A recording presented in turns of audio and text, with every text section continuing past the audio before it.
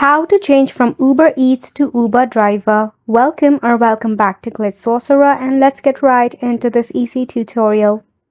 If you're planning to switch from your Uber Eats to your Uber driver, there are a couple of things that you need to know. So depending on your state, you must be at least the age of 21 or 20 for this. You will needing the supporting document, that is your license and registration.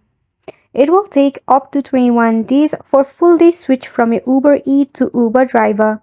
However, it also depends upon the state you are in. Now, if you really want to switch, you can go ahead and contact the customer support to know about the instructions that you must follow. You can also contact a customer support agent and let you know about the switch. Now, once you have successfully activated your Uber Drive, and if you again want to switch it back to your Uber Eat, you must at least wait up to 12 days. By this way, you'll be able to switch from your Uber Eats to your Uber driver and vice versa. It should not be a difficult process. Just contact your customer support and make sure that you have supporting document and you'll be good to go. And that wraps up this tutorial as well. Thank you so much for tuning in.